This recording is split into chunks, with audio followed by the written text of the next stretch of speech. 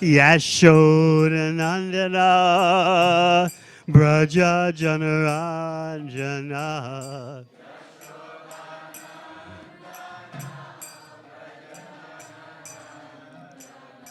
Yashodanandana Braja Janaranjana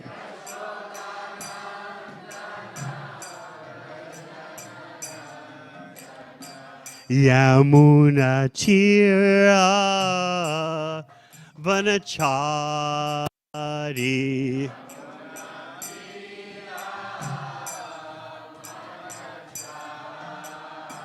Yamuna Tira Vanachari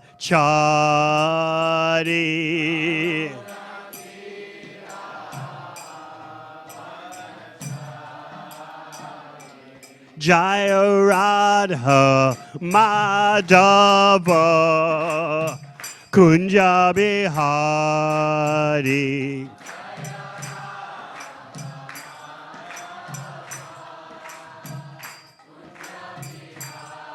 Jai Gopi Jana Ballabha Girit Bharadari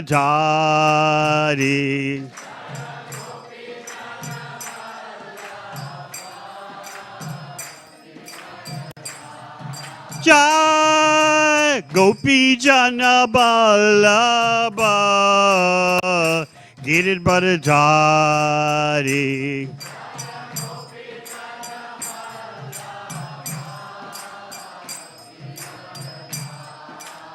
Yashodanandana Braja Janaranjana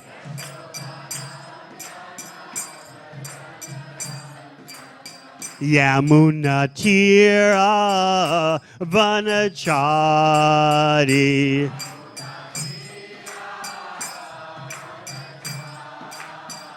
Jaya Radha Madhava Kunja Bihari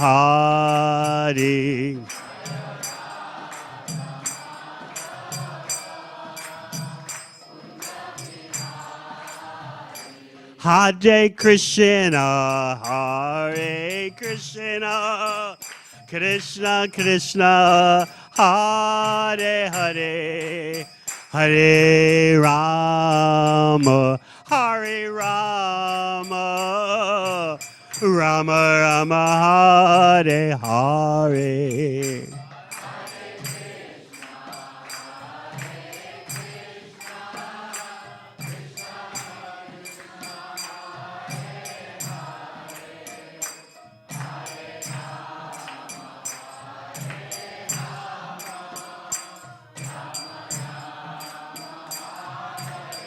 Hare Krishna, Hare Krishna, Krishna Krishna, Hare Hare, Hare Rama, Hare Rama, Rama Rama, Hare Hare.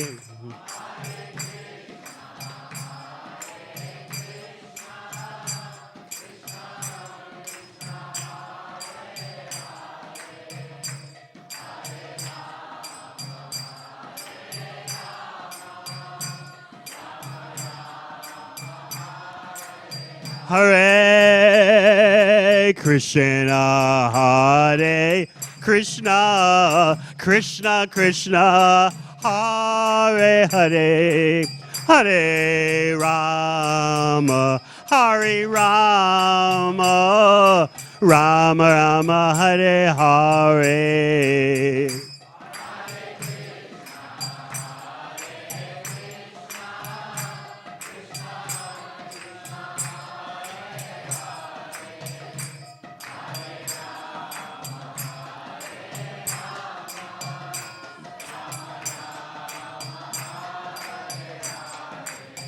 Hare Krishna, Hare Krishna, Krishna Krishna, Hare Hare, Hare Rama, Hare Rama, Rama Rama, Hare Hare.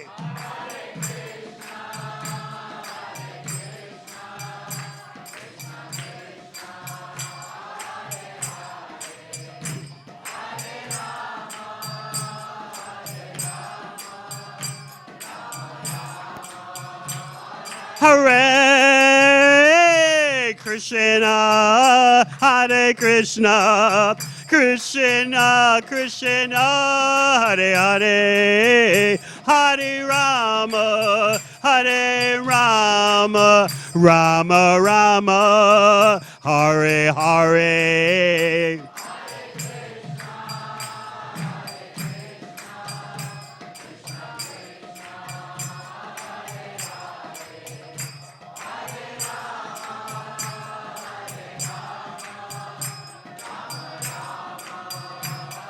Hare Krishna, Hare Krishna, Krishna Krishna, Hare Hare, Hare Rama, Hare Rama, Rama Rama, Hare Hare.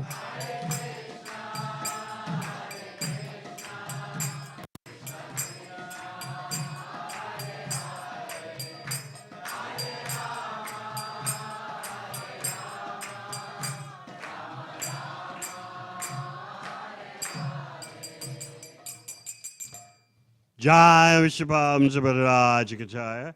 Stotes at the Śrīmad A.C. Bhaktivedanta Swami Maharaja Srila Prabhupada ki. Jai Vishwam Sabharaj Kachaya. Stotes at the Śrīmad Bhaktisiddhanta Saraswati Thakur Prabhupada ki. Ananta Koti Vaishnavinda ki. ISKCON Founder-Acharya Srila Prabhupada ki. Nam Acharya Srila Haridas Thakur ki. Prem Sakaho Sri Krishna Caitanya Prabhupada Sri Advaita Gadadhar Srivasadi Gaur Bhaktivedanta ki. Sri Sri Radha Krishna Gopagopinath Shama Kun Radha Kun Giri Govardhan ki. Vrindavan Dham ki. Navadvip Dham ki. Ganga Mai ki. Yamuna Mai ki. Tulasi Devi ki. Bhakti Devi ki. Shamaveda Bhaktivedanta ki. Go Premanandi. All glorious assembled devotees. All glorious assembled devotees. All glorious assembled devotees. All glories to Sisi Guru Gauranga.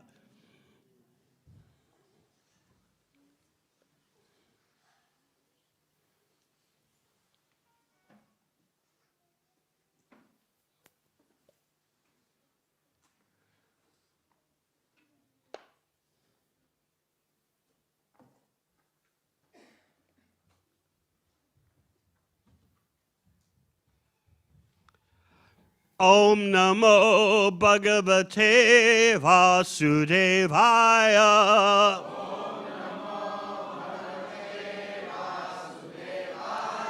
Om Namo Bhagavate Vasudevaya.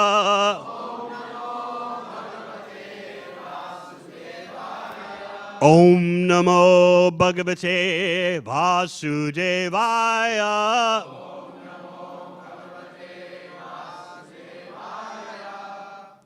Śrīmad Bhāgavatam, 10th Canto, Chapter 3, The Birth of Lord Krishna, Text 46.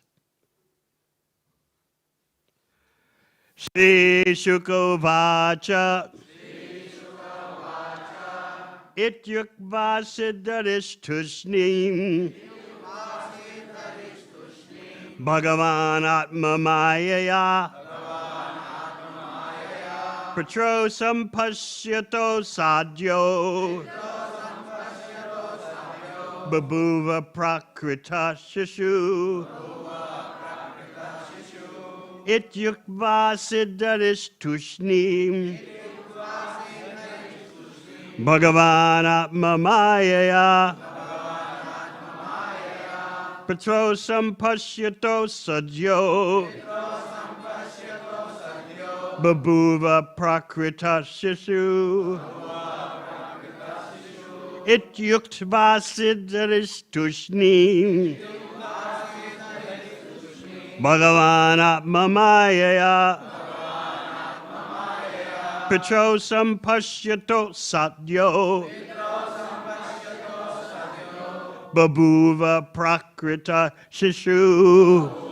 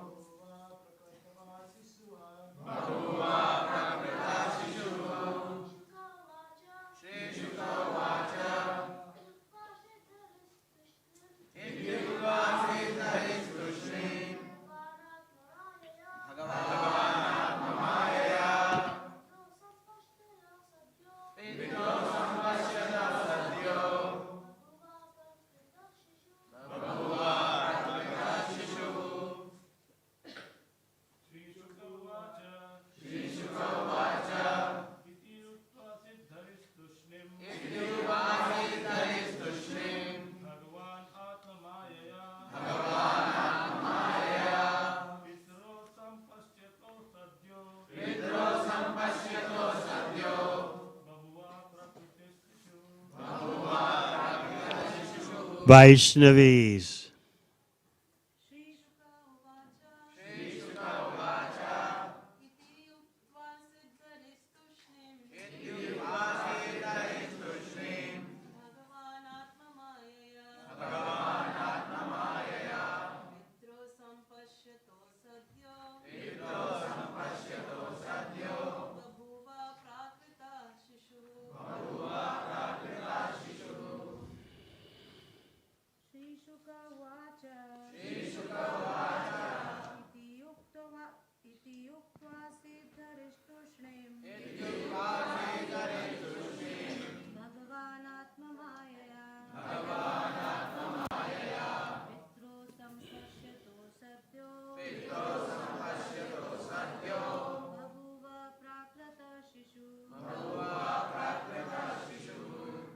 Shri Shukavacha.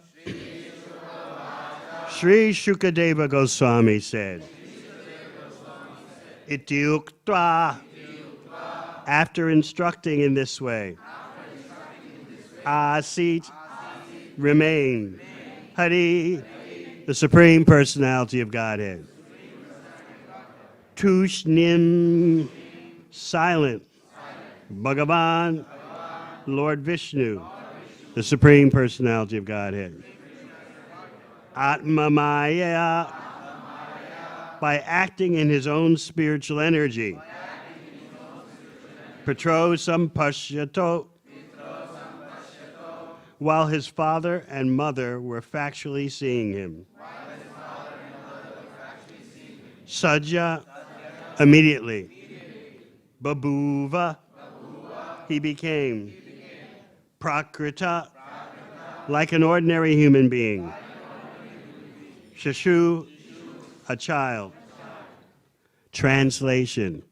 Shukadeva Goswami said, after thus instructing his father and mother, the Supreme Personality of Godhead, Krishna, remained silent. In their presence, by his internal energy, he then transformed himself into a small human child. In other words, he transformed himself into his original form, Krishnastu Bhagavan Swayam. Purport. As stated in Bhagavad Gita, Sambhavam Yatmamaya, whatever is done by the Supreme Personality of Godhead is done by his spiritual energy. Nothing is forced upon him by the material energy. This is the difference between the Lord and an ordinary living being. The Vedas say, Parasha Shaktir Vivadaiva Shruyate Swabhavaki Jnana Bala Kriyacha. It is natural for the Lord to be untinged by material qualities. And because everything is perfectly present in his spiritual energy, as soon as he desires something, it is immediately done. The Lord is not a prakrita shashu, a child of this world. But by his personal energy, he appeared like one. Ordinary people may have difficulty accepting the Supreme Controller, God, as a human being because they forget that he can do everything by spiritual energy, Atma Maya. Non-believers say, how can the Supreme Controller descend as an ordinary being? This sort of thinking is materialistic. Srila Jiva Goswami says that unless we accept the energy of the Supreme Personality of Godhead as inconceivable, beyond the conception of our words and mind, we cannot understand the Supreme Lord. Those who doubt that the Supreme Personality of Godhead can come as a human being and turn himself into a human child are fools who think that Krishna's body is material, that he is born, and that he therefore also dies. In Śrīmad Bhāgavatam, 3rd canto, 4th chapter, verses 28 and 29, there's a description of Krishna's leaving his body. Maharaja preached and inquired from Shukadeva Goswami. When all the members of the Yadu dynasty met their end, Krishna also put an end to himself, and the only member of the family who remained alive was Uddhava. How was this possible? Shukadeva Goswami answered that Krishna, by his own energy, destroyed the entire family and then thought of making his own body disappear. In this connection, Shukadeva Goswami described how the Lord gave up his body. But this was not the destruction of Krishna's body. Rather, it was the disappearance of the Supreme Lord by his personal energy. Actually, the Lord does not give up his body, which is eternal. But as he can change his body from the form of Vishnu to that of an ordinary human child, he can change his body to any form he likes. This does not mean that he gives up his body. By spiritual energy, the Lord can appear in a body made of wood or stone. He can change his body into anything because everything is his energy. Parasya Shaktir Vivadaiva Shruyate. As clearly said in Bhagavad Gita, Bina Prakritir Ashtadha. The material elements are separated energies of the Supreme Lord. If he transforms himself into the Archa Murti, the worshipable deity, which we see as stone or wood, he is still Krishna. Therefore the Shastra warns, Arche Vishnu Shila Dir Guru Shu Naramati. One who thinks that the worshipable deity in the temple is made of wood or stone, one who sees a Vaishnava guru as an ordinary human being, or one who materially conceives of a Vaishnava as belonging to a particular caste, is Naraki, a resident of hell. The Supreme Personality of Godhead can appear before us in many forms as he likes, but we must know the true facts. Janma karma chame divyang evam yo veti tattvataha. By following the instructions of sadhu, guru, and sastra, the saintly persons, the spiritual master, and the authoritative scriptures, one can understand Krishna, and then one makes his life successful by returning home back to Godhead. Translation again. Shukadeva Goswami said, after thus instructing his father and mother, the Supreme Personality of Godhead, Krishna, remained silent. In their presence, by his internal energy, he then transformed himself into a small human child. In other words, he transformed himself into his original form, Krishna's tu Bhagavan Swayam.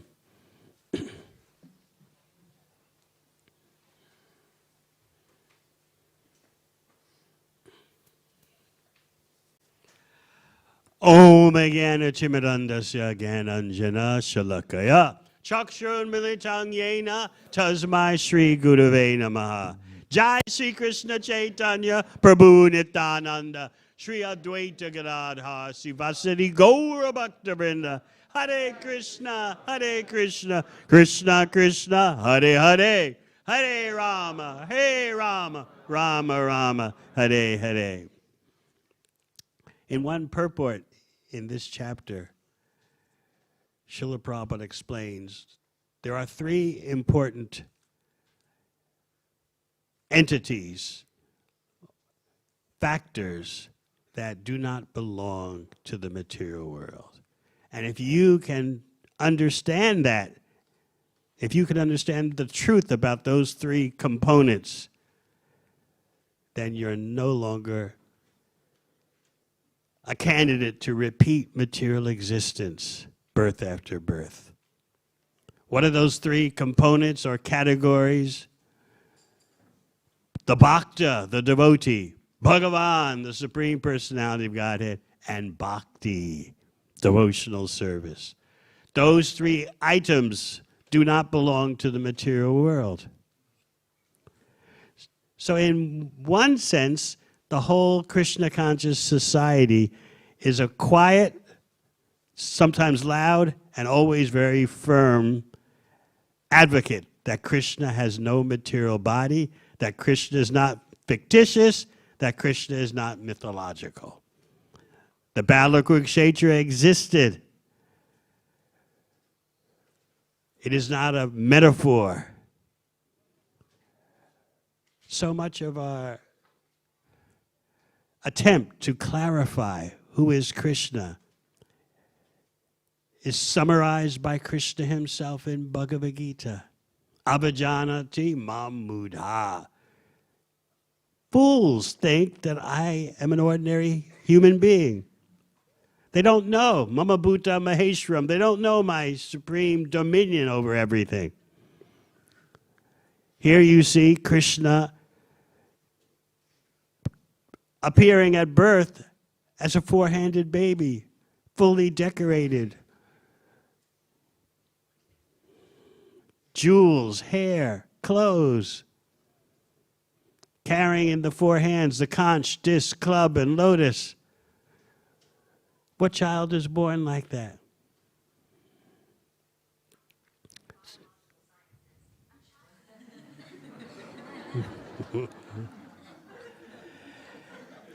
AI is everywhere, coming to get you. Even disturbing our Bhagavatam class.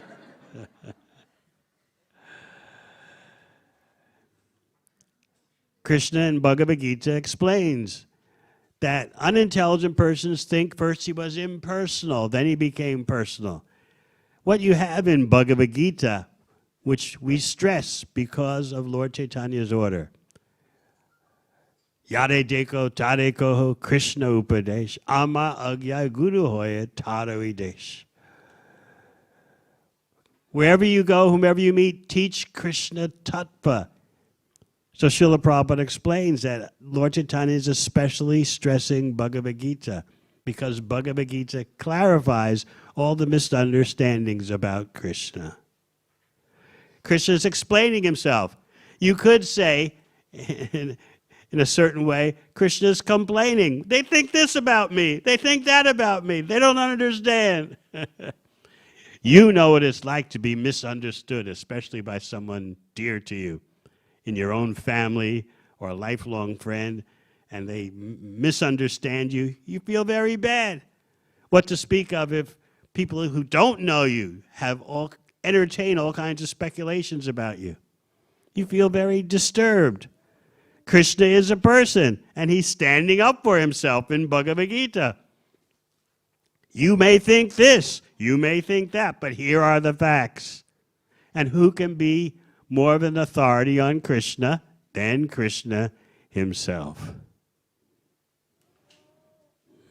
So if we can understand how these three components, so to speak, Bhakti, Bhagavan, and the Bhakta, the devotee, don't belong to the material world, the doorway to the spiritual world opens up for us. How can it be that the Bhakta, the devotee, is not part of the material world? It depends on the quality of that devotee and the devotee's bhakti, devotional service. Krishna himself explains in Bhagavad Gita, Mam chayo vyabhicharena bhakti yogena sevate. For one who continuously, fully absorbs oneself in devotional service, you're beyond the influence of the modes of material nature. This is not in Melbourne. You're not in the whole material cosmos. You're in Vaikuntha. All the devotees roared, Jai! And then he said, you're in Vrindavan. And they jayed even louder. Because devotional service is not an activity of the material world. So we need to get these three things fixed in our intelligence. Bhakti, Bhagavan, and the Bhakta are not part of material existence. Our devotional service has given us an opportunity to transcend material nature. Everything depends on how active we are in using our mind, body, and senses in Krishna's service. So at least we should theoretically understand that Bhakti, Bhagavan, and the bhakta are not part of the material world. And then we can make progress by applying the bhakti lifestyle. Then we get corroboration. And even your friends and relatives wonder, how is it you become so detached? How is it that you're no longer caught up in the struggles of material existence? Oh, sometimes our devotees go through challenges, but even those challenges are Krishna-centered. The perfection of that is Vrindavan. No matter what happens in Vrindavan, Krishna is always spot on, completely in the center. Through perplexity, who is this child? They speculate about Krishna until Yogamaya covers them over again. And they stop wondering and just, we don't know who he is, but whoever he is, he's our little Krishna. He's our village boy. So in perplexity, Krishna's in the center. In danger, Krishna's in the center. When Krishna jumps into the Kaliya lake full of poison, it's not comfortable at all for Nanda Maharaj, Yashoda Mai, and the Brijbasis. They know, oh no, our Krishna is finished. So even in danger, everything is Krishna-centered.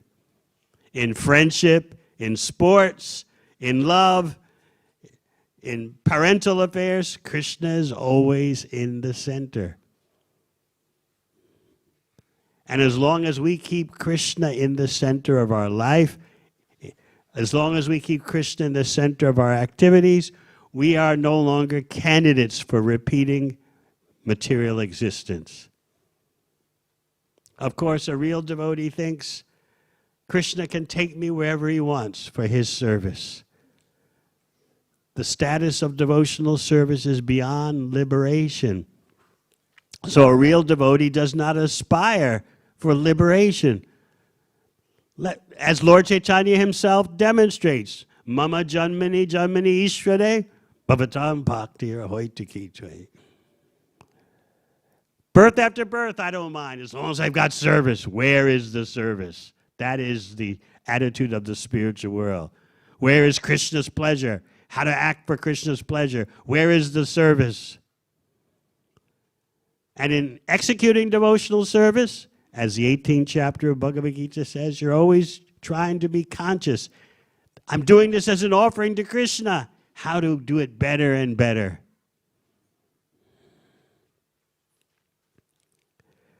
So in this chapter, it seems that Krishna is giving instruction to Devaki and Vasudeva as if they are sadhakas, as if they are persons trying to achieve perfection by following the rules and regulations of devotional service. He's telling them, both of you, husband and wife, constantly think of me as your son, but always know that I'm the Supreme Personality of Godhead. By thus thinking of me constantly with love and affection, you will achieve the highest perfection, returning home back to Godhead. Sounds like instruction given to someone who is on the path to perfection. But you see, Krishna is addressing the expansions of Devaki and Vasudeva. This is a surprising fact that's elaborated upon in Brihad Bhagavatamrita, and also you get a glimpse of it in Laghu Bhagavatamrita, that devotees, just as perfect devotees, just as Krishna can expand himself, perfect devotees can expand themselves. Not only do the devotees expand themselves, but the holy Dham also expands itself. So in every universe, you'll find a Vrindavan Dham. So when one pastime finishes in this universe, it immediately starts in the next universe. Even after the annihilation of the entire material cosmos, still the manifest pastimes of Vrindavan go on by the arrangement of Yogamaya. This is explained in Bhakti Rasamrita Sindhu by the Acharyas. You'll see those 5 volumes this year. That's the aim. Put it on your reading list. 5 volumes of 700 pages each. First, you have to read Bhagavad Gita. Then you have to read Śrīmad Bhāgavatam and Caitanya Devamrita. Anyway, you've got a lot of homework to do for future lifetimes. So even after the total material energy with all the material universes are annihilated and the material energy is wound up, still Vrindavan Dham exists by the arrangement of Yogamaya.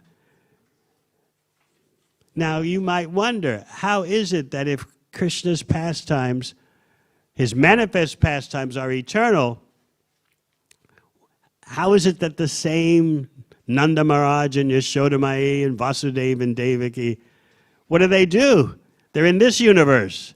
We know Krishna, he can do inconceivable things, but what about the devotees? How is it that when killing Putana in this universe finishes, it starts immediately in another universe? What happens to the devotees?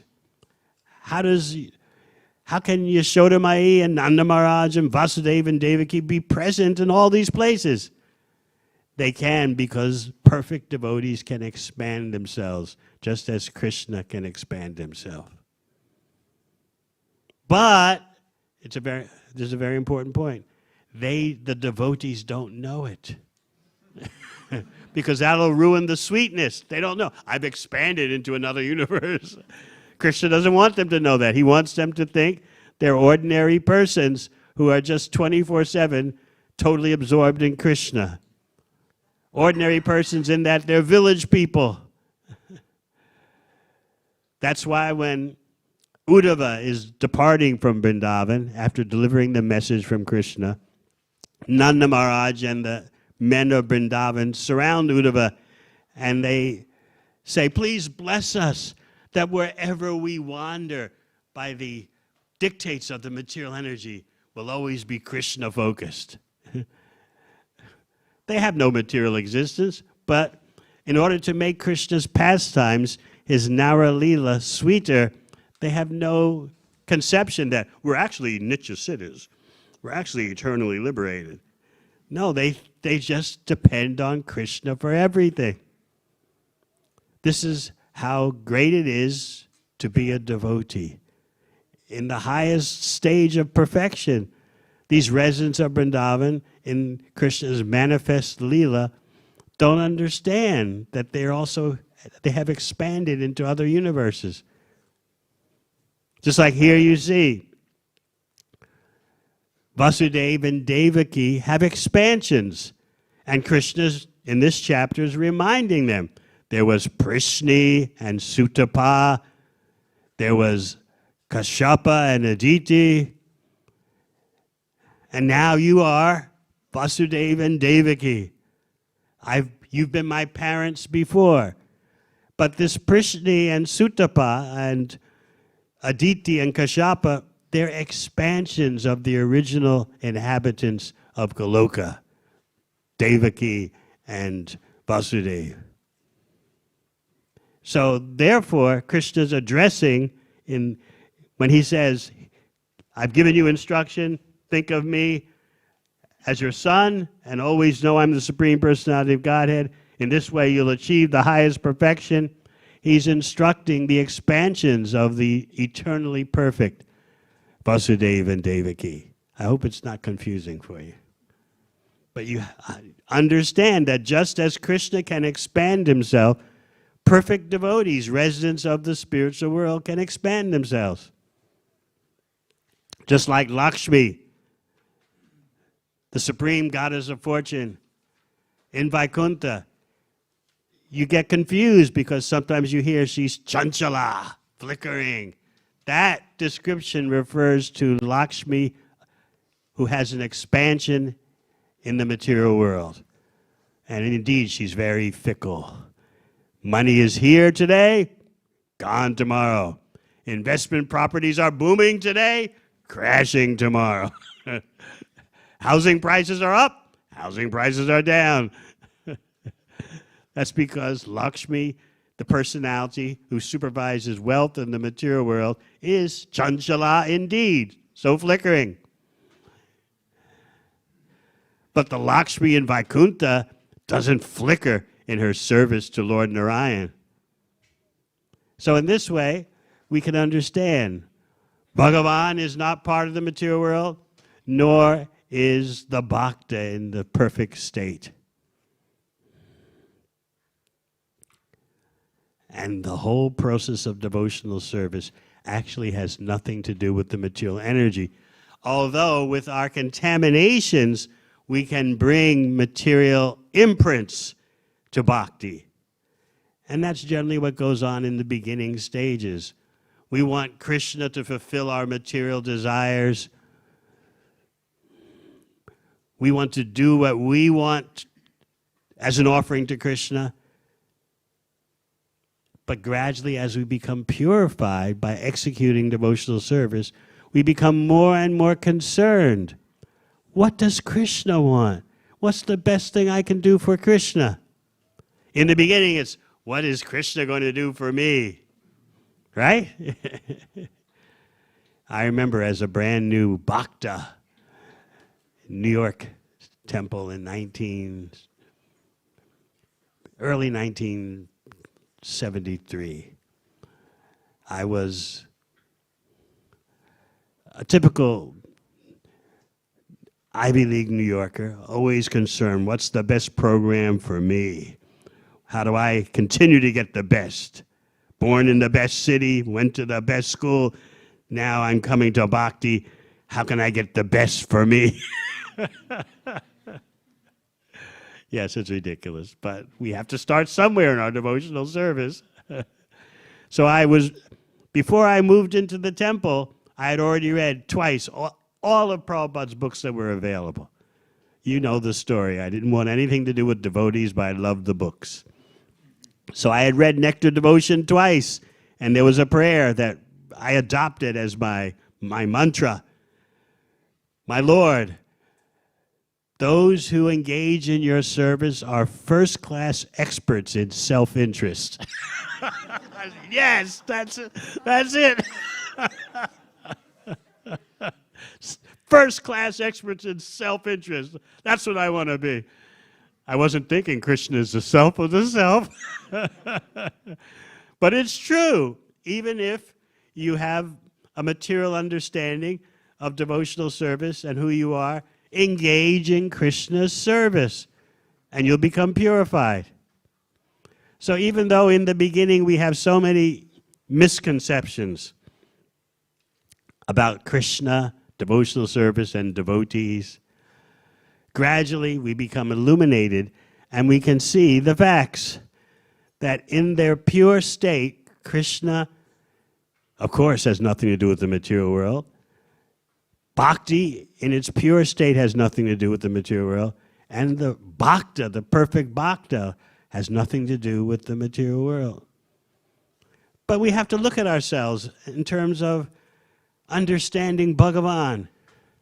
How many of us, actually Prabhupada asked this question out loud, walking with his disciples. He suddenly turned to them and said, I wonder how many of you really understand that Krishna is the Supreme Personality of Godhead? Are we attracted just to being more peaceful? Are we attracted to having a lifestyle that makes sense? All that is well and good, but it's a bit distant from understanding that Krishna is the supreme enjoyer, the Supreme Personality of Godhead, with a transcendental body. Understanding Krishna's body is very important. But we're so hung up in our own body consciousness. How is my body feeling? We don't properly take the time to understand how Krishna can appear as a child. And yet that has nothing to do, that appearance has nothing to do with the material energy. The mystery of Krishna's appearance is very deep. And the Acharyas give us varying degrees, varying levels of understanding about it. Some say that Krishna actually appeared with 2 hands, and then to make sure Devaki understood he's the Supreme Personality of Godhead, he changed to 4 hands, and then back to 2, because she said, wait a minute, if the word gets out that I've had a 4-armed baby, I'm not going to be able to explain this. So can you kindly, so I can hide you, change to 2 hands, 2 arms. Sometimes, Jiva Goswami explains, the same original Bhagavan, Swami Bhagavan, the original personality of Godhead, as he likes, can show 2 hands or 4 hands. It's not that showing 4 hands is the exclusive feature of Vishnu. Swami Bhagavan can also, in certain circumstances, show 4 arms, 2 arms. So Devaki, out of fear combined with affection, has requested Krishna, please change into a more natural form so I can hide you. Did you ever wonder about this? She knows he's the Supreme Personality of Godhead, yet she's feeling fear. Just like a mother will feel fear for the safety of her baby. So you're wondering, why both together, this fear and affection? That is the state of Vasudeva and Devaki. They're not on the Vrindavan platform. Prabhupada very eloquently describes them as being near the Vrindavan platform. Therefore, they have knowledge that Krishna is the Supreme Personality of Godhead, and at the same time, they have Vatsalya Prem. They have parental love of Krishna with affection. So this is why Devaki sounds mixed up. Please, I'm afraid, change into a 2-handed baby so that I can hide you. I'm fearing for you. At the same time, she knows she's addressing the Supreme Personality of Godhead. Whereas in Vrindavan, where Krishna is going to go, there is no conception that Krishna is the Supreme Personality of Godhead. That's why Krishna wants to go there. Take me to Vrindavan, where there's Kevala Bhakti, pure Bhakti, devoid of any conception of Krishna's Aishvarya, his opulence. Sometimes even the Brijvasis see Krishna's inconceivable powers, but still they hold on to their vision of sweetness. Sometimes, especially the cowherd men, they start speculating. Did you see what Krishna just did? He lifted Govardhan Hill. And then that reminds us of his killing Putana, killing Shakatasura. Who is he, really? So they go ask Nanda Maharaj. And Nanda Maharaj refers them to what Garga Rishi told him at the Namakarana ceremony, Krishna's name-giving ceremony, when Krishna was a newborn. He said, Nanda Maharaj said, Garga Rishi said, Narayana Samo Gunai. This child has the qualities of Narayan. Now, this is how things get a bit fuzzy, because Nanda Maharaj sometimes says, well, Garga Rishi said he's Narayan. Sometimes Nanda Maharaj says he's got the qualities of Narayan. Sometimes Nanda Maharaj says the powers of Narayan are in him. Sometimes Nanda Maharaj has some slight understanding that Krishna is the Supreme Personality of Godhead, but then he changes. Well, we all know when little Krishna's hungry, he cries. When he doesn't get attention, he throws a temper tantrum. And the cowherd men, the elders, yeah, that's right, that's the reality. Mother Yashoda never thinks Krishna is God in the slightest. Even when she looks in his mouth for dirt and she sees the whole cosmic manifestation, she starts speculating like, what kind of child is this? And who am I? And what's going on? But she doesn't think he's the Supreme Personality of Godhead. She gets perplexed for a moment, and then she thinks, never mind, let me feed my child. So that is Vrindavan. That's why Krishna wants to go there, to experience Kevala Bhakti.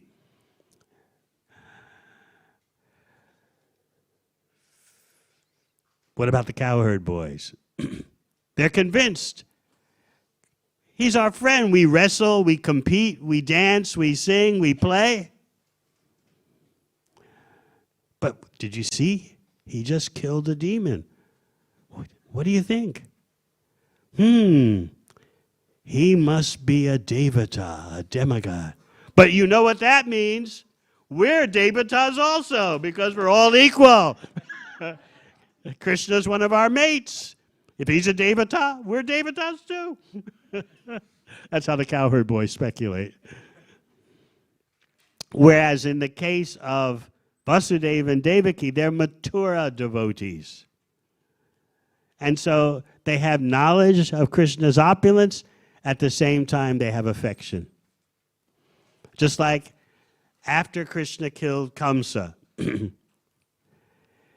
there was some doubt whether this giant mountain of a man, Kamsa, was dead. So what did Krishna do? He dragged the body around the whole wrestling arena so everyone could see, yeah, he's dead, he's dead. And then he dragged the body to the Yamuna for burning on the bank of the Yamuna.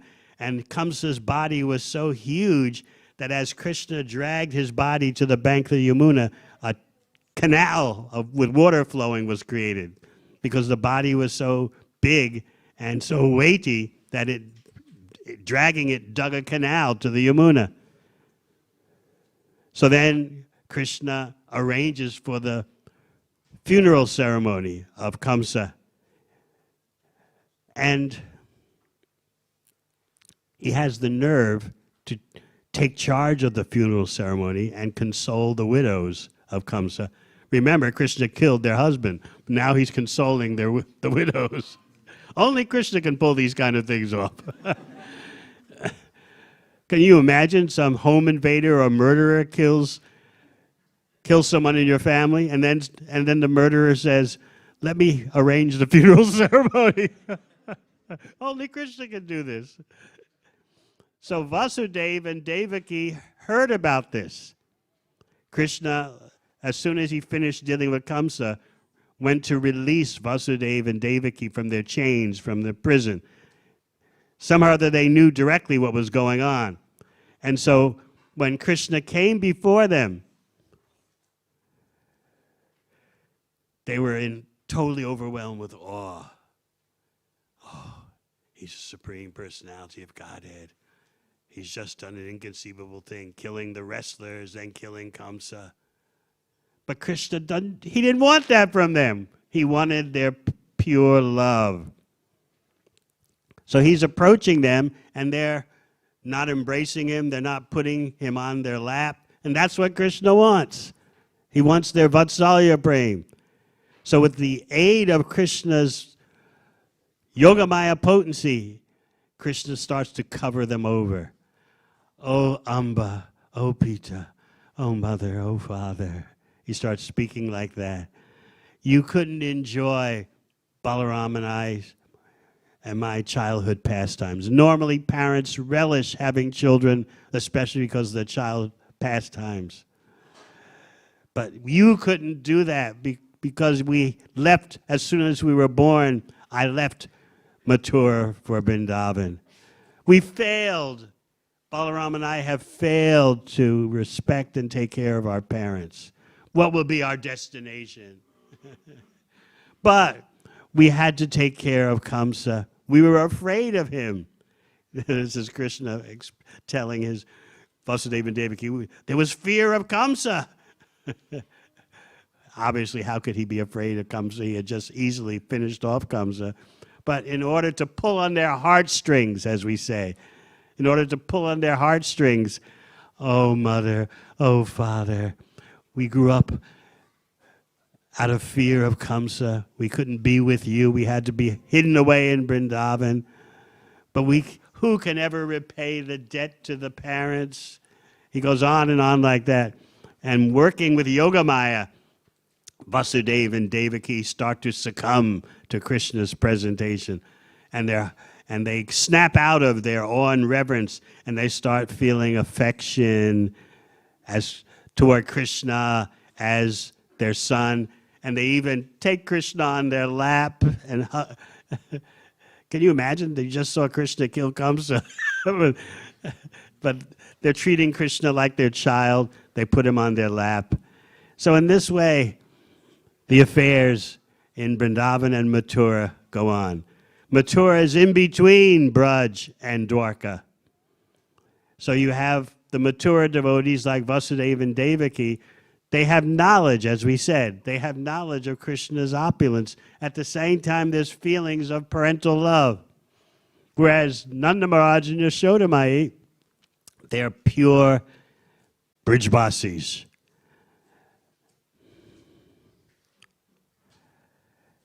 Just like when in Caitanya Charitamrita, in the Hare Panchami festival, the pastimes of Vrindavan, Srivas, who is actually Narada Muni, starts extolling the glories of Vaikuntha, the glories of Lakshmi Devi. And apparently he's denigrating, he's putting down Vrindavan. What is so attractive about Vrindavan? Clumps of grass, cowherd girls churning yogurt into butter. Where's the wealth? Just see what my Lakshmi Devi from Vaikuntha has. She sits on a throne of jewels, untold opulence. Whereas, what does Vrindavan have? Just the flower garden of Srimati Radharani. He's going on and on like that. Lord Chaitanya tells him, you're talking to an audience of Brijbasis, especially Srup Damodar. He's a Shuddha Brijbasi, pure Brijbasi. He's not attracted to the opulence of Vaikuntha. But you are, Srivas, you are Narada Muni. So your speaking like this is part of Narada Swabhava, the ecstasy of Narada Muni, who's a Vaikuntha devotee. But Narada Muni sometimes gets entrance into Krishna's Braj pastimes. But here he is as Srivas Thakur, standing up for Vaikuntha. What is Vrindavan? Just some milk, some clumps of grass, some flower gardens. Look at my Lakshmi Devi of Vaikuntha. But then Srup Damodar retaliates. Chintamani prakara sadamasu kalpaviksha. The ground is Chintamani, touchstone. The cows are all Kamadhenus, can supply unlimited quantities of milk. The trees are kalpavriksha, desire trees. Every word is song. Every step is dance. The water is like nectar. And that just overwhelms, that presentation overwhelms Srivas Thakur, who starts to dance and make sounds by slapping his armpits. And then an ecstatic kirtan breaks out, non-stop. Doesn't end. It goes on and on and on.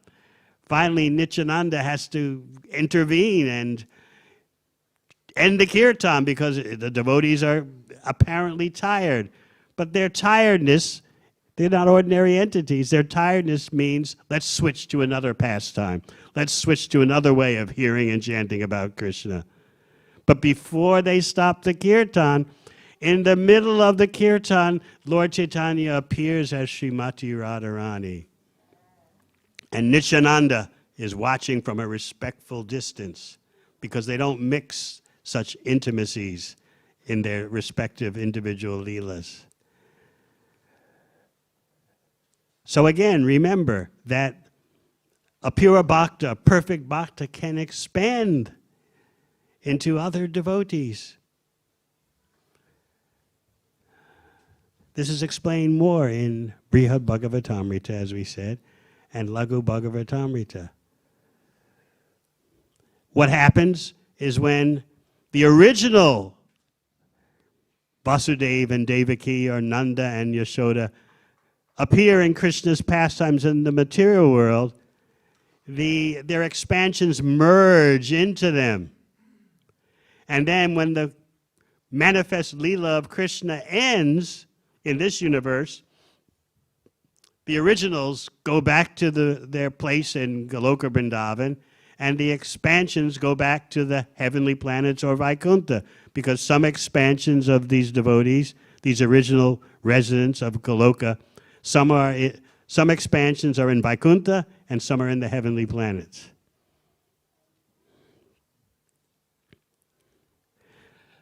This is explained in the most emotional situation in Gaur Leela. Lord Caitanya leaving home to take sannyas. He had put the word out to a few select devotees that my pastimes as Nimai Pandit are causing misunderstanding. Sometimes overwhelmed by ecstasy, Vishwambar, Mahaprabhu, before taking sannyas, would chant, "Gopi, Gopi," and be absorbed in that ecstasy. And his students, because Navadvip was overwhelmed by everything Vedic except the conclusion of the Vedas, Navadvip was overwhelmed with logic and Sankhya, Nyaya, yogic powers, this, that, everything except Krishna Bhakti. So people didn't understand. Even Lord Chaitanya's own Sanskrit students didn't understand. Why is he chanting Gopi, Gopi? He's a Krishna Bhakta. He should be chanting Krishna, Krishna. But Lord Chaitanya was so absorbed in Gopi Baba. Who is that Krishna, that cheater? He's done this, he's done that. Just like the gopis sometimes would accuse Krishna, but they can't stop talking about Krishna. So Lord Chaitanya began chasing the students with a stick. You brought up the name Krishna, that cheater. He's always with other girls. And the student panicked, running away.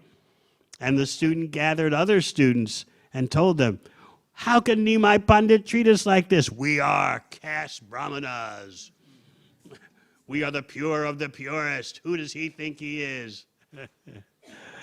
So they made a plan to actually attack Lord Chaitanya. And Lord Chaitanya at that point began to deliberate.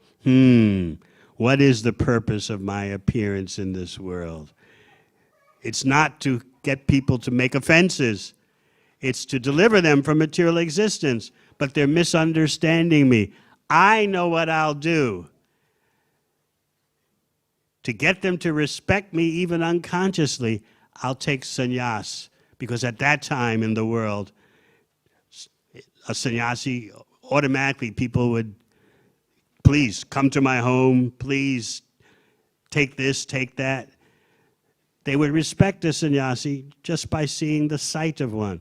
So Lord Chaitanya decided, that is what I'll do in order that they'll bow down to me and be delivered from material existence. So he started talking about this to some of his associates. And he gave the hint. I'm thinking about leaving home, taking sannyas. Don't speak of this except to 5 persons: Nityananda, Shachi Devi, Gadadhar, Brahmananda Bharati.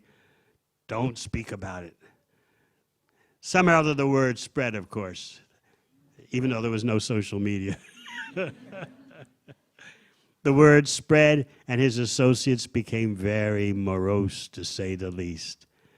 It's amazing how one of their main concerns was, if he takes sannyas, that means he loses all his beautiful hair. Of that purely spiritual form of Sri Chaitanya Mahaprabhu, the hair, his hair was one of the overpowering characteristics. So overpowering that devotees couldn't imagine. What's it like? How can he be without his hair? Angani yasha sakalendriya vrittimanti govindamadi purusham tamaham bhajami. Every part of his body is purely spiritual.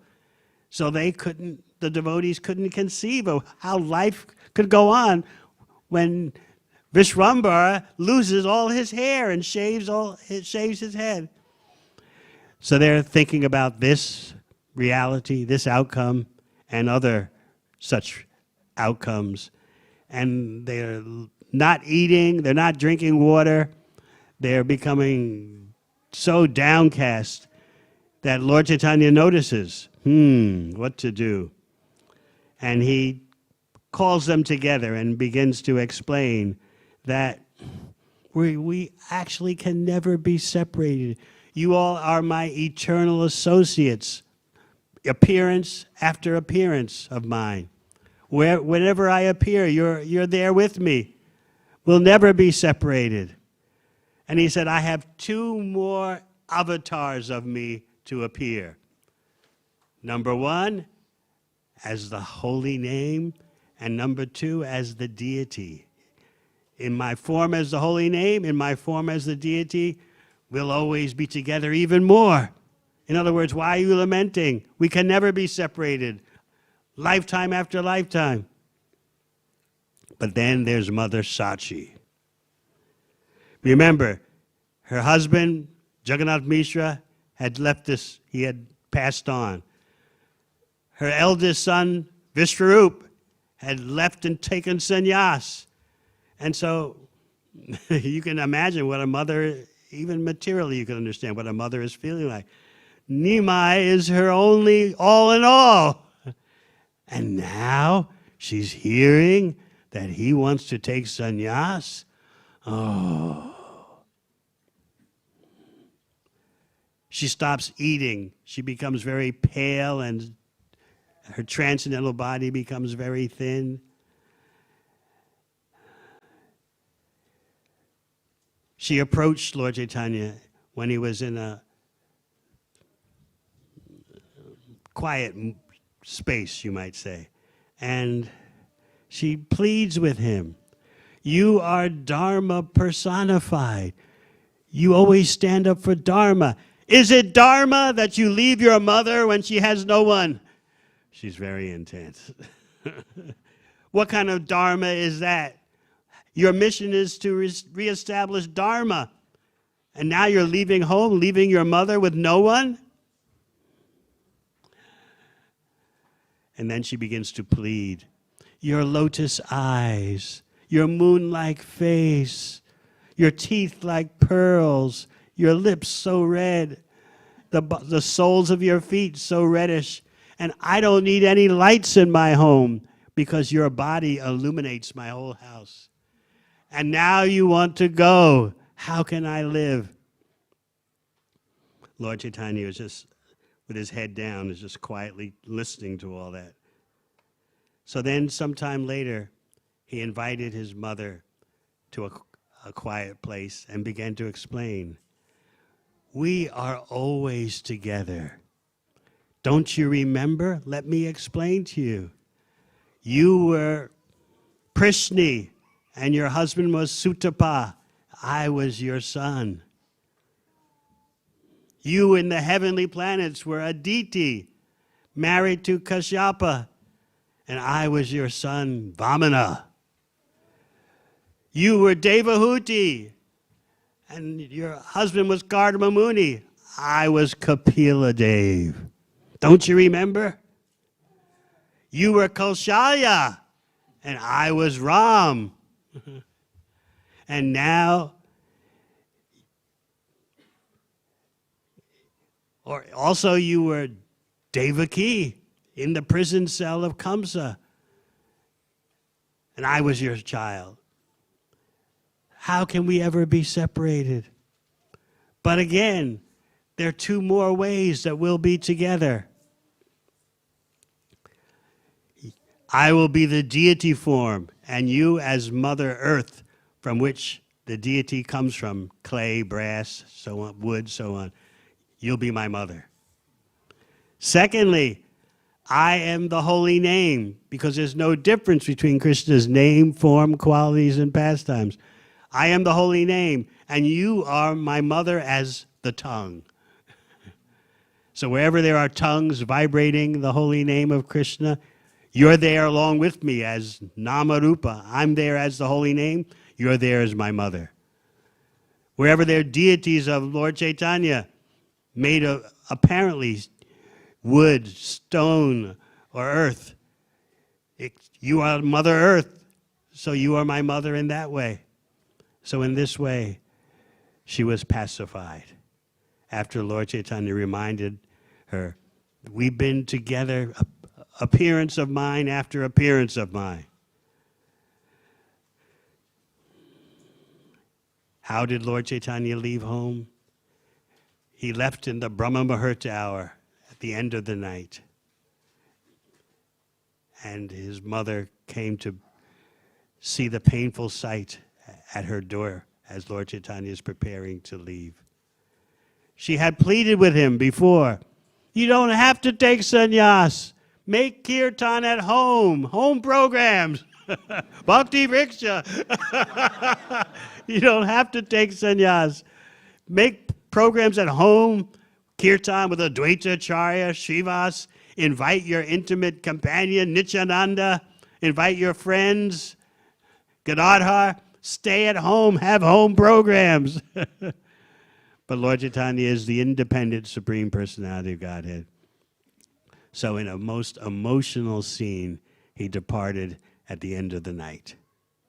Hare Krishna. Any questions?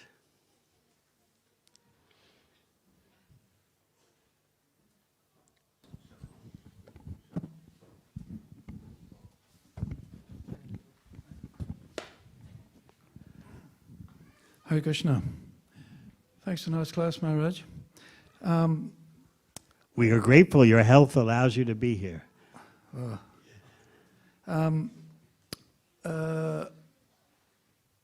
Why the question arises in my mind, if the parents of Krishna in all of his forms are expansions of Vasudeva and Devaki, why did Krishna emphasize the personalities of Sutapa and Prishni, and then Kardama and Kashyapa and Aditi. Yeah, Kashyapa and Aditi, then Vasudeva and Devaki, and especially because it appears that Prishni and Sutapa qualified themselves to become the parents. You know, so there's that kind of impression that they needed to perform those austerities before they were qualified to be the parents, and so there's that kind of indication or hint, you know, that to be as qualified you need to perform austerities, whereas what you're describing is they're already the parents. They're an expansion of Vasudeva and Devaki, who are eternally the parents. So why or maybe there is no explanation for this, but it seems there's that emphasis in this particular pastime of those three births and there being a progression rather than Vasudeva and Devaki are expansions and they're eternally that in that role. Does that? The expansions of Vasudeva and Devaki and also of Nanda Maharaj and Yashoda are indeed demonstrating the path of perfection. Whereas Nanda Maharaj and Yashoda or Vasudeva and Devaki don't have to show that. They're showing Vatsalya Prem in its perfection.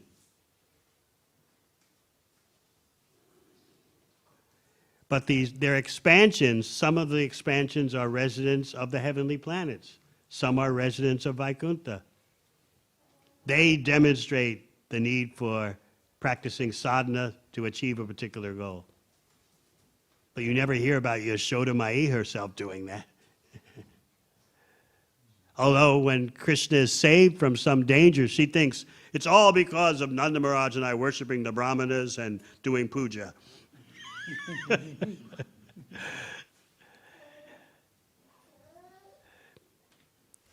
And there's a lesson in each of those. Certainly there's a lesson. These intricacies will be explained very lucidly when you read those 5 volumes of Bhakti Rasamrita Sindhu. We've worked so hard on the Sanskrit, on the English, making everything highly authentic, highly authorized. It'll be a joy to read. After we've read the Bhagavad Gita, Śrīmad Bhāgavatam, and the Oh, Caitanya sure. Charitamrita. You all have done that, right? Everyone's read. How many have read Bhagavad Gita? Raise your hands. How many have read all of Śrīmad Bhāgavatam? Raise your hands. How many have read Caitanya Charitamrita? All. Raise your hands. All right. How many have read Brihad Bhagavatamrita? Yeah, that's a tough one. Okay, so you have great things to look forward to. May you live long and read all these books. Anything else? Yes. Speak loudly, please. Maharaj, you mentioned that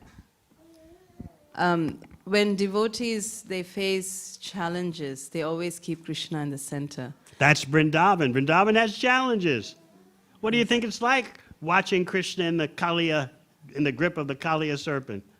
It's a challenge. Yes. And I guess I was also thinking that sometimes Krishna's mercy can be scary. For example, before Narada Muni became Narada Muni, or before Dhruva Maharaj became the exalted devotee. And Kunti Devi's prayers also, Janmaishwarya Shruta Shribir. It seems a little bit scary that, before we reach that stage of perfection, that they were going to face this kind of challenge.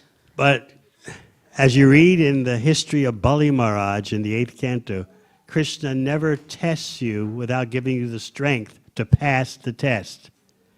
Krishna gives open book tests.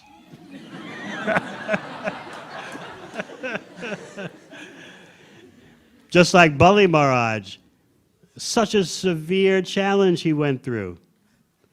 You don't know which is more painful, his losing the possession of the whole universe, his being bound up with the ropes of Varuna by Garuda, or his own wife chastising him. That's probably the most painful thing.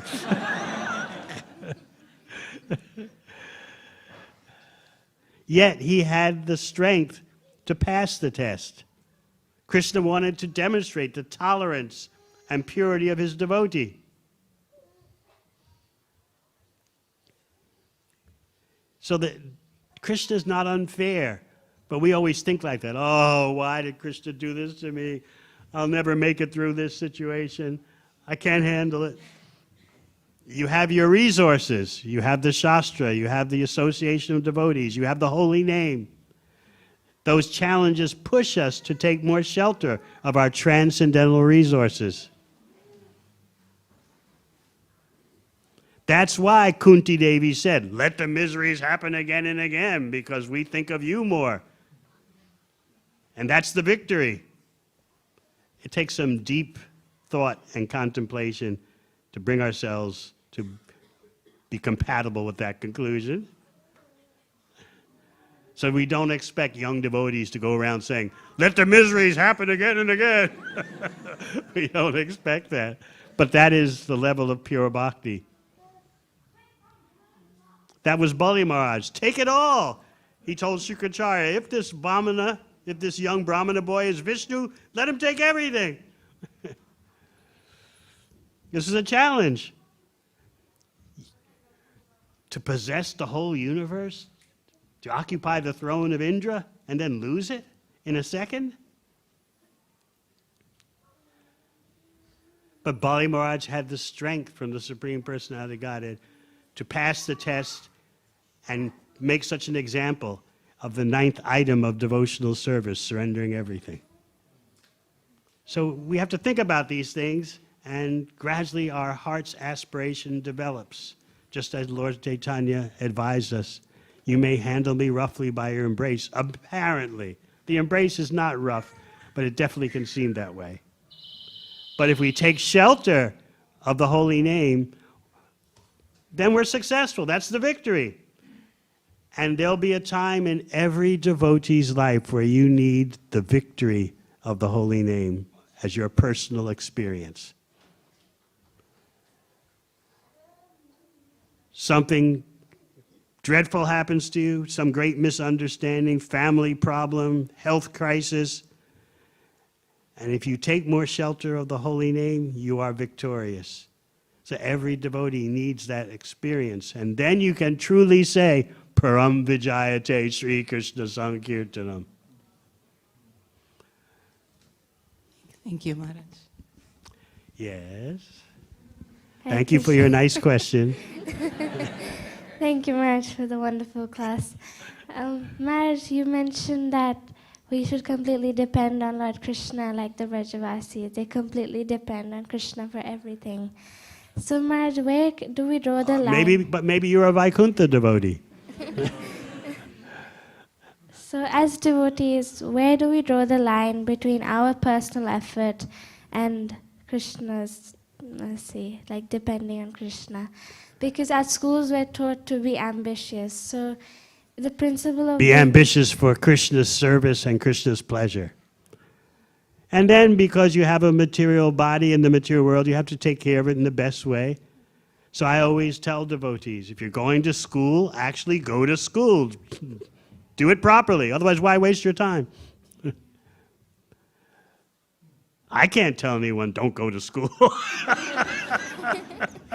Oh, you hypocrite.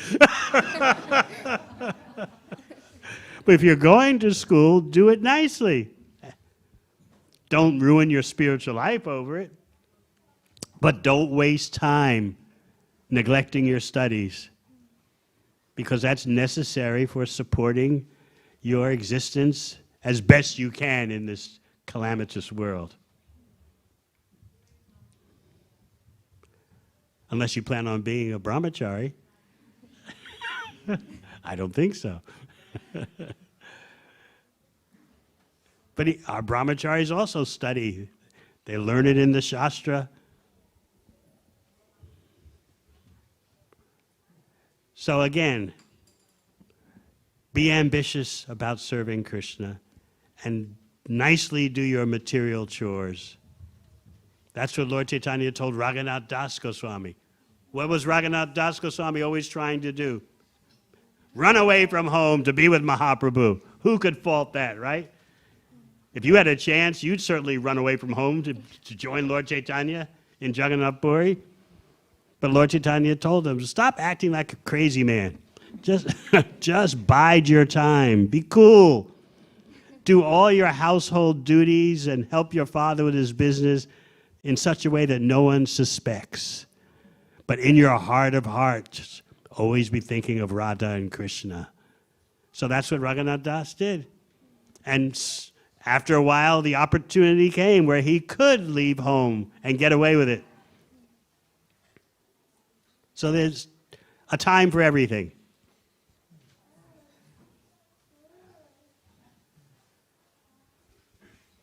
Maharaj, and I have another question is, by depending on Krishna, can we also achieve material success?